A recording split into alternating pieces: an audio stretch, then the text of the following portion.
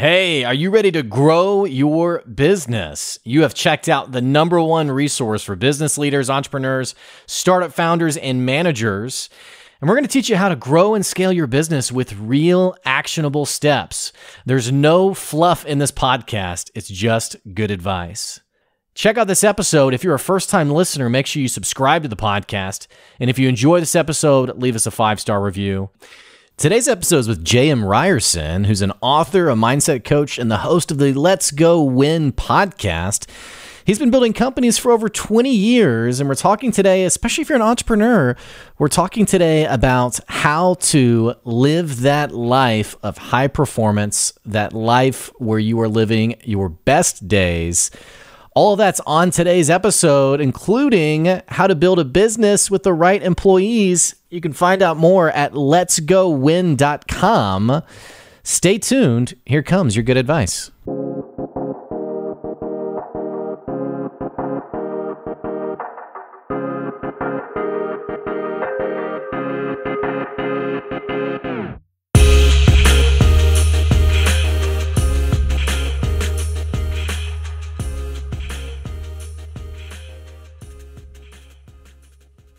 Hey, welcome back to another episode of the Good Advice Podcast. We're talking good advice today. In fact, we're talking about one of my favorite topics.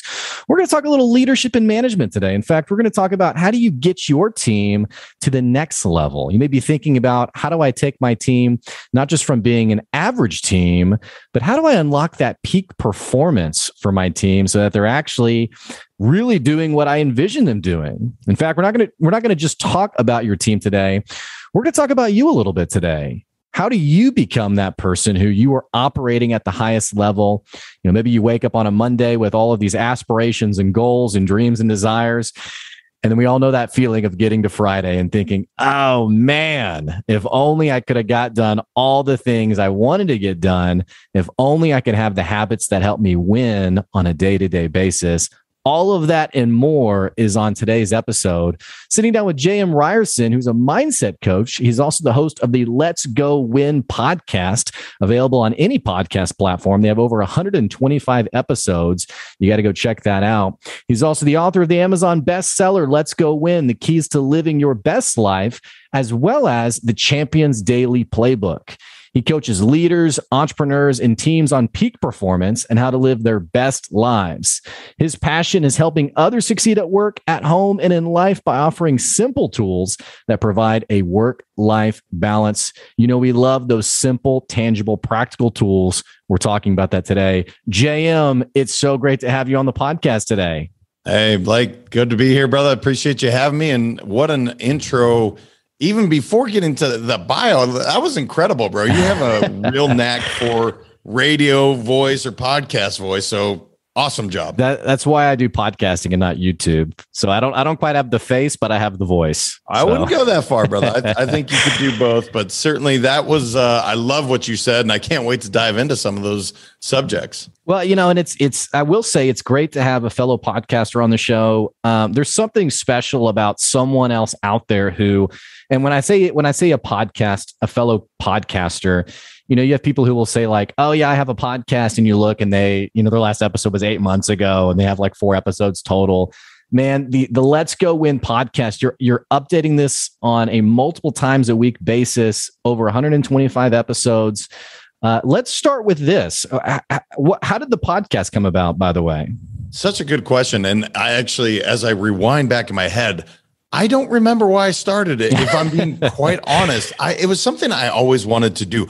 But what's so interesting, it's become almost a selfish endeavor. And why I say that, so many good things have come in my life from the podcasting. I don't get to probably meet Blake or some of the various guests that I've had if I don't have the podcast. So business relationships, friendships, right? Just so many great things have come from it. So the idea did actually start off with, let's just share some of the tips that, you know, maybe allow people to not skin their knees as much as I did. Similar to why I wrote the first book for my kids. And it's just evolved and developed into something so much more fun. I love doing it. I love being a guest. I love being a host. It's just so much fun to share and collaborate with other people. because you and I get to talk. I did a podcast with one of my best friends. I've known him 30 years, and I found out details and things about him I never knew. And I thought I knew him better than anyone. And sure enough, because of this platform, I found out other things about him. There's been something incredible about jumping on the microphone with someone else. It's different. It's a different conversation. And I think it's what people like about the Good Advice podcast is you sit down with someone and it's like this person's real. It's like, and especially we're going to be talking about business today. You start getting these insights that you're like, okay, that is so tangible. That's so practical to me.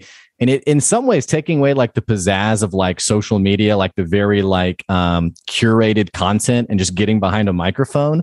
I think that does a lot for people. And you, for your podcast, I mean, you started this back in 2020 at the height of COVID. Did COVID have something to do with it? Like, were you just trying to get some other content out there during COVID? It wasn't specific to content, but it was fortuitous timing, I guess, which sounds awful because it sucks, man. I'm sorry for everybody that dealt with COVID. Right. But the truth is, like, having the time to commit to learning something. I didn't know how to podcast. I didn't even know how to do a microphone or a roadcaster or all the various things that we have to do. Right. And the pandemic allowed me to do that because I went from traveling at least every other week, if not more, to I'm sheltered at home just like everyone else. So it did, that opportunity was seized because of the pandemic. Mm-hmm. But I can't, again, it's funny. I should go back and think, but I think I was already getting all of the equipment, and then boom, March, whatever, 20th of 2020 is like, okay, our whole world has just shifted and stopped. I guess I have more time to talk to people. This is my forum. Well, let's talk about like the power of consistency, because and this is undoubtedly, I'm sure it's a big part of the work you're doing. When you're talking with people about, how do I actually go win on a daily, on a weekly? I mean, we can all relate to, the New Year's resolutions where it's like, I'm going to go do X, Y, and Z. And then a month later, it's like, well, crap, I didn't do any of that. My wife gives herself a hard time because at the start of every new month, she's like, okay, this month I'm going to do, here's the things I'm going to do. And then, we all life gets busy. We peter out. You've done something that, the podcast is still being updated on a weekly basis, multiple times a week. You also have your Tuesday tune-up episode that you've been doing for over a year now. Still doing it. And I can think about a little series I've done on my podcast that lasted for like maybe a month, and then I stopped doing it. Let's talk about the power of consistency. Like, how have you used consistency and diligence, not just with your podcast, but also in some of the conversations you're having with leaders today? It's such a good question. And it's really interesting timing, because this morning I did a Tuesday tune-up, today being a Tuesday. I don't know if that's when I'll release, but it was a Tuesday. It's Tuesday morning, and it was on the power of repetition. So this is such an interesting idea.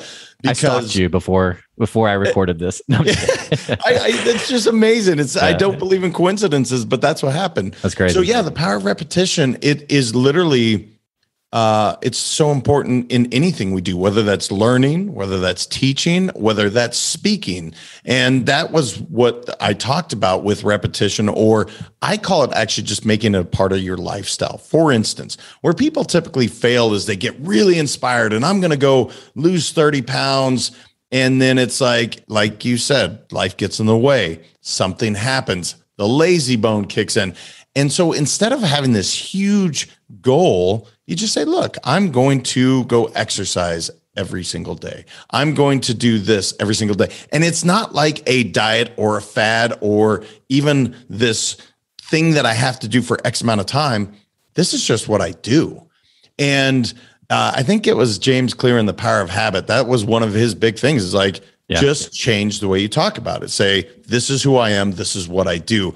But it's so interesting, the question that you asked, because I have a professional golfer that I work with, and she was missing a bunch of cuts. And then I got to work with her, and I had her start doing the Champions Daily Playbook. Well, that's exactly what that's for, is just follow these things again and again for 90 days. So I follow up with her after she had started making cuts, getting some success. I'm like, hey, how's your Champions Daily Playbook going? And she's like, oh no, I stopped that. Everything's going great. And I'm just like, no. That's when we continue. because that allowed you to get there is by doing these simple habits, these daily things. So it's so true, brother. Look, your girlfriend's going to break up with you. You're going to have a flat tire. The dog's going to die. Shit happens. Excuse me. I don't know if you cuss on yours, but stuff happens. And that's when you need to be able to have those reminders, have these things in front of you, say, this is just what I do. It's not something that I'm doing for X amount of time. It's just part of my life. Yeah, the power of habit. And I think of, this is such a random example, but I think about like, there's a way old Sensodyne commercial, which Sensodyne does not sponsor this podcast. So take it for what you will. But it was some commercial where someone's like, oh, my teeth are hurting again. And like, I think it's like the wife or the partner. Someone is like, well, are you still using your Sensodyne? And they're like, oh, well, no, it stopped hurting. So I stopped using it. And the person's like, keep using it. It keeps working. And that's like the example of my head of like this power of habit. It's so often that we experience a little bit of success and it's like, oh, well, now I don't need to do like that diligent repetition that I had that had actually given me the success in the first place. No, it's so true. And it's quite literally why every single day I have my goals and my daily reminders in my bathroom mirror, because I'm lazy just like anyone else. I want to sit down and watch whatever Netflix special is going on. Trust me, I do. But is that really allowing me to achieve the goals I want to in life? No, there's nothing that says if I watch this Netflix special, I'm going to influence a bunch of people to inspire them to live their best lives. That doesn't work that way. I wish it did. It doesn't. So I need to look and say, what am I trying to do today? I want to influence X amount of people. I want to write a book. I want to lose X amount of pounds. And the other thing I will say is break it down to small pieces. So often we have these huge goals. Right. And if you try to do it all in one day, yeah, man, it's not going to happen. You're going to be burnout. You're going to not achieve that goal. So you have to break that down into something bite-sizable, which is, again, in losing weight, instead of saying I want to lose 30 pounds, if you want to lose 30 pounds in, let's say, 90 days, what does that look like per day? And you continue to figure out what you have to do on a daily basis. So let's go back to a statement you made earlier on how the podcast kind of came about. It's the peak of COVID, and you are now we're all sheltered in our homes, and you have this streak of innovation of like, yeah, I'm gonna do a podcast. Which, by the way, podcasting now it's continuing to just grow and be a massive industry. But I think one of the things that you work well in is working with teams and helping them be at the top of their game. We're all coming out of COVID. Many bosses, many people listening to the podcast right now, they've all experienced this. Where like now their teams are remote. Some of them are coming back to work, but it's like, oh, well, how do I actually manage these people that aren't in my office? How do I actually keep them on top of their game? Talk to me a little bit about some of the conversations you've been having with teams during COVID. I don't know if it's fair to say post-COVID, hopefully post-COVID. I mean, what does that conversation look like? Yeah, man. And again, another great question. The check-ins are so important. So often we will set an expectation or a goal and we're like, all right, pat them on the back, go get them, Tiger. And then there's no follow-up at all. It's like, you may a month later be like, hey, did you do it? No. That's not the way it works, because if you are managing or leading a team, when you set that expectation, maybe you're giving them something they've never done before. Maybe they need additional support. And especially if you're not in front of them physically, where you can actually put your hands on that project, you need to let them know, hey, I'm here for you to support you. In fact, we're going to follow up and check in weekly, not micromanage, but certainly check in and see how your progress is going. I think so often, as good as this forum is, we lack that human touch and that little bit that I care about what you're doing, who you are. And so we used to have the luxury of being in an office together, and I could see you and I could give Blake a high five or a hug and be like, hey man, how's your weekend going? How are you? And I could check in. Yeah. That got lost a bit in COVID. Then we're all working around all our families. Now the stress level, anxiety is going up, and no one is actually wanting to just say, are you okay? How you doing, man? Let's talk. And so many of my conversations through COVID had far more to do with how's personal life going than it was how are you doing in business. And the reason for that is If your personal life is all jacked up, how can I expect you to show up as an awesome employee? It doesn't work that way. That's why we talked about so many health habits during COVID. Hey, man, make sure you're still working out, doing these things, staying active, because again, your mind can go to a real dark place if you forget to get those, hormones going, get some of that testosterone and other things really going. So that was a lot of what we talked about, is just, how are you doing? What does your life look like? Can I support you in any way, shape, or form? It's a weird dynamic in the sense of like, it's almost like businesses got so, I don't say just like strapped for cash, but there was a lot of panic of like, what's going to happen in my industry, that human touch, that human elements, it's almost like sometimes we get so engaged in the outputs. Like, so we think of every employee instead of like a person. It's like, what is that person's like dollar value in terms of the output on my P&L, my bottom line, what have you.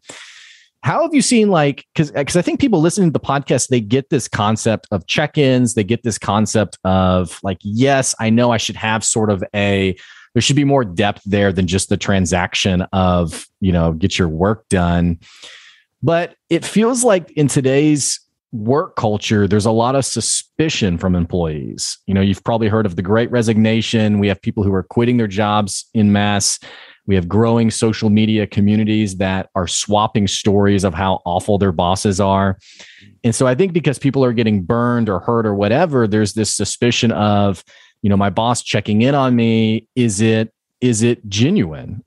Are they really wanting to see me successful, or are they just sort of covering their bases? And the way I kind of think of it is like the boss who dumps a bunch of work on you and then signs the email with, let me know if you need anything, but you can't really go talk to that person. So help me kind of take that concept during this Great Resignation period. How does a leader build those honest, genuine relationships so they can have that dialogue and they can have that real, the person can say, I'm not doing good, and say it and not be fearful about, now I'm going to lose my job. Now I'm going to get, what have you. Does that make sense? Oh, it totally makes sense. So there's a quote that will always stick with me. And that is, people don't care how much you know until they know how much you care. The moment you forget that, you have lost with your team, with your employees, with anyone that you work with. If you think you can get up there and spout off some facts or how smart, no one really cares unless they truly know that you genuinely care about who they are as a human being.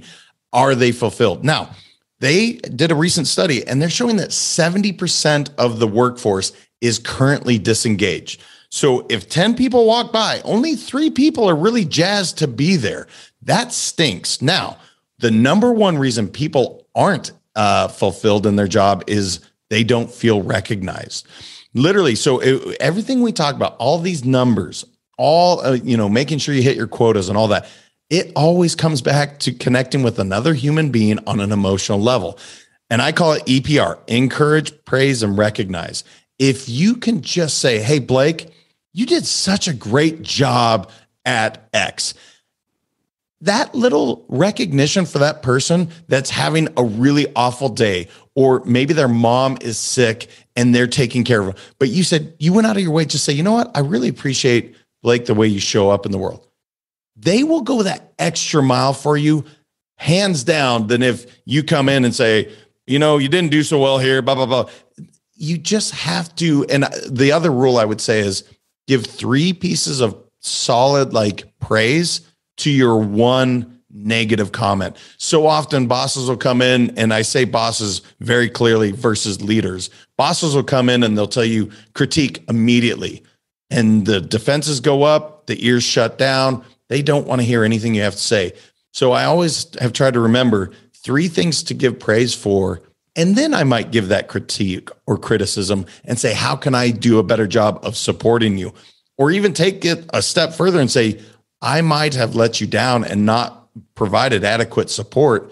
How can I do that now to make sure you have the tools that you need to achieve your goal or project or job or whatever we're talking about in the moment? I think, JM, what's weird to me is the disconnect of leaders or bosses who you've explained this concept and they're like, oh yeah, I do that. and you talk to them and you're like, which by the way, I love that you referenced this Gallup State of the Workplace study. We've talked about it on the podcast before. And people who are listening, you can Google the State of the Workplace report, and it talks all about what JM's referring to in terms of like engagement. It's actually a little scary if you manage people to realize that 2/3 of them are just watching the clock on, when am I done today? But the disconnect of where I've even talked to bosses and been like, yeah, you got to have these honest conversations. You got to praise them. You got to encourage them. And they're like, but I do that. And it's almost like, why I do that? Why are you telling me this? And then the employees are quitting in mass. Like, is it a lack of self-awareness? Like, is it, because I think of like the leader who's like, oh yeah, I'm recognizing my people. And they're like, we did a pizza party last month, and like, that's in their mind. They're like, I'm God's gift to my business because I really recognize them. Why aren't leaders getting this concept? Brother, this is so profound. And literally the best analogy I can give is if I leave an answer like a voicemail, I think I sound one way. When I hear my voice, I sound completely different. This is the same idea for these bosses. They think they are doing X. And I actually do believe they believe to their core that they're doing these things. Unless you ask for feedback, and Ray Dalio calls it radical transparency in his company. Unless you ask for feedback, you really don't know how you're showing up in the world. You really don't. Wow. It is so difficult because we don't have a mirror in front of us at all times. And I don't know how Blake's feeling right now. At this moment, I can try to read what you're feeling. Like, yeah, he's shaking his head. Maybe he's with me, but maybe he's like, dude, I have no idea what you're talking about. You're crazy. And that is totally, you're right. The only way I can know is say, hey, Blake, how am I showing up to you as a leader? Am I showing you the amount of recognition that you feel you deserve? And often that question, and you're giving them permission to say no, and then you can work on it. But so often we want to show up a certain way, especially new leaders. They think they have to look and sound and act a certain way. I was the same way. I wore a suit and tie, buttoned up all the time. And to those that still do that, cool. But you see me now, I'm in a hoodie and a hat because that's me. And so I know how I show up in the world because I ask for feedback. And sometimes I'm way off base, and it stinks to hear when you're sucking at your job. No one wants to hear it.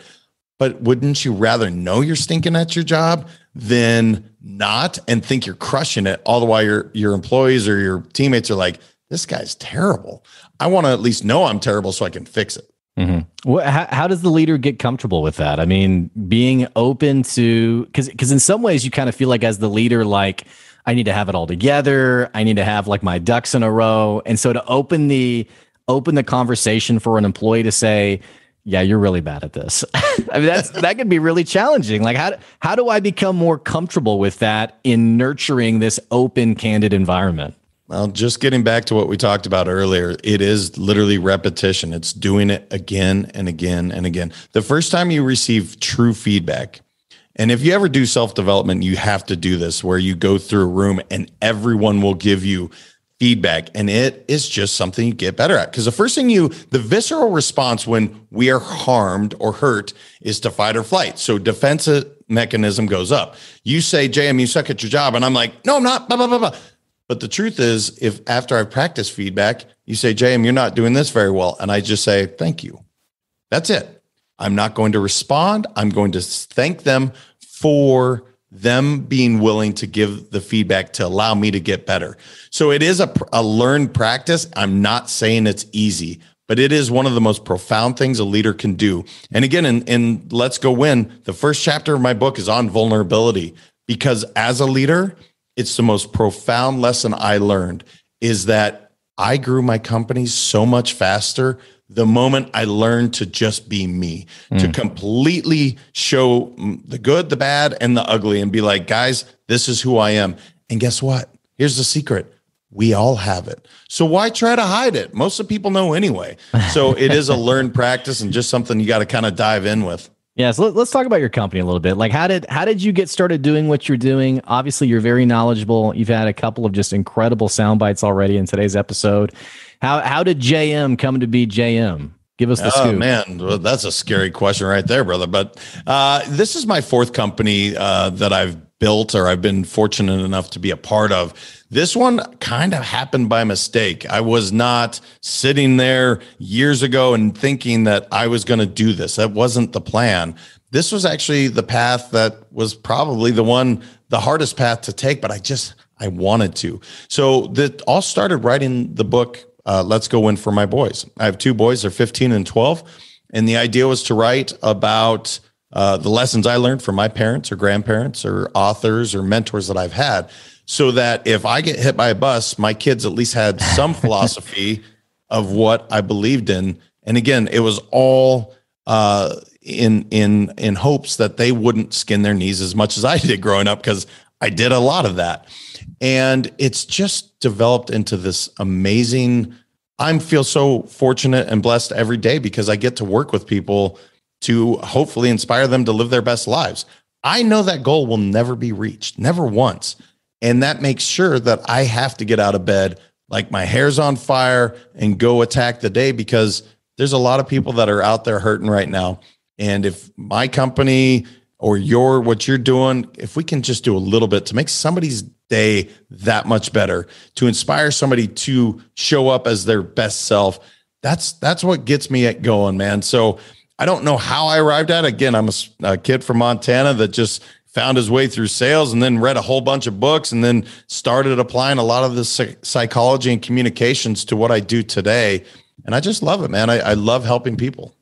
Let's piggyback on that comment, because a lot of people listening to the podcast, there is a large group of people who listen to the podcast who are entrepreneurs, they're startup founders, and their ambition for helping people is absolutely, it's there. I mean, their whole motivation for I can't say how many people have written in or gotten on the podcast and said, I left corporate America because I wanted to do something meaningful, on a daily basis instead of like punching numbers or what have you. You're talking about it in a large way, helping as many people as possible, but you're also running a sustainable business. And I think a lot of people, especially entrepreneurs listening to the podcast, they think that you almost have to choose one of the two. Either you have a very meaningful, altruistic like kind of business that helps people, that impacts people, or you make a lot of money. Help my listeners understand how these things aren't exclusive with one another. I ask a simple question. What is the value that I bring to the world or that you bring to the world? And then be really quiet with yourself and answer it. And by the way, this process can take a long time. So for those entrepreneurs that decided to dive in, hey man, hopefully you were clear on that. Typically, clarity doesn't come right away. So if you're struggling, so for instance, I just let go my most profitable one-on-one client, and it wasn't even close. She paid a lot of money, but it absolutely was tearing away from the value that I could show to other people, because every single day that I worked with her, it was not in alignment. The moment that I said no more, what do you know? The universe opened up, and more than what she was paying and then some, to where I had to shift my entire marketing, and it all happened. I don't believe in coincidences. I told you that by releasing this negative stuff and allowing the value that I show up to the world by coaching, lifestyle coaching, which is, I never liked the word life coach, but it just is what it is, man. Once I allowed that to come to fruition, it's amazing how much the doors have opened. So a lot of journaling, a lot of meditation, a lot of time on my own to say, what value do I bring to the world? And then how can I bring that to as many people as humanly possible? It takes guts to say goodbye to a profitable customer, especially when they're even when they're not in alignment with what you're doing. So years ago, I learned I had to fire my best, who happened to be my brother at the time. He was my best sales guy, and by 10 times anyone else. He was also ruining the culture of the sales team at the time. Now that was a long time ago. That's not pertinent. And I only tell you that today to give you a reference point. Yes, it's hard, but I had to let go of somebody I loved more than anything in this world. And my sales team took off and far past what we had as a sales unit, like 30% passed within 90 days. And I learned something there, that no matter what, you don't compromise your values. If somebody's not in that right frame of mind or is not allowing your team to flourish, it doesn't matter that they are your number one sales guy, number one client. They will drag your culture down. So you have to be willing to let everything go in order to really flourish. And that's a great book by Martin Seligman if you ever want to geek out on the word flourish. But if you apply this idea of flourishing, you have to let some of that negative stuff go. Even if it's your most profitable client, you will attract far more in by not having that in your sphere of influence. How did you get comfortable with like the short-term mess? Because I think part of the responsibility of being a great leader it's like these long-term decisions that they pay off long-term, but short-term, it's like, okay, wow, really? You're gonna let go of your most profitable customer? You're gonna let go of your best salesperson?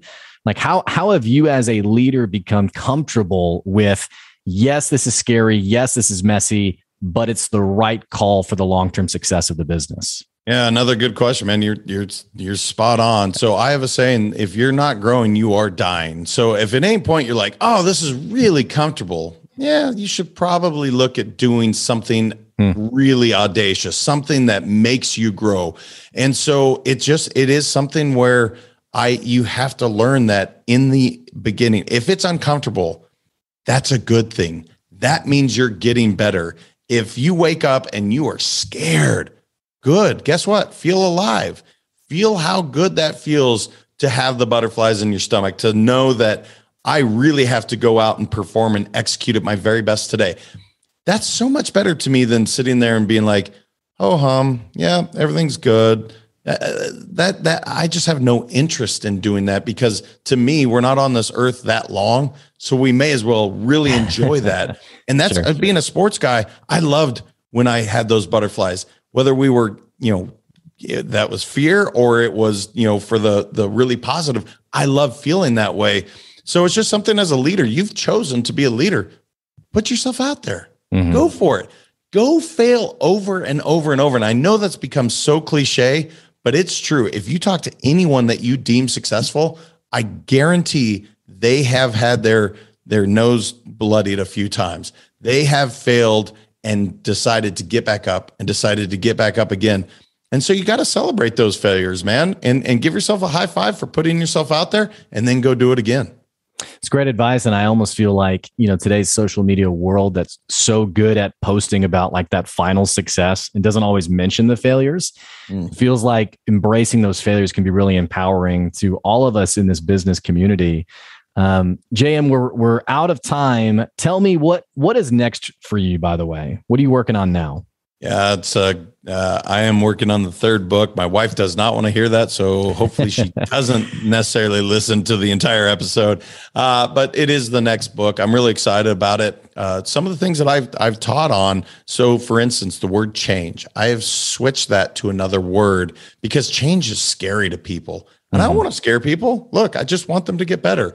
So I'm working on that next book, brother. I'm really excited about it. And then just continuing this, man, to grow the Let's Go Win movement. I believe in what it can do for people. So we're just continuing that. And I just appreciate you having me on, bro. Yeah. And for people who are listening, who want to connect with you, what's the best way for them to do that?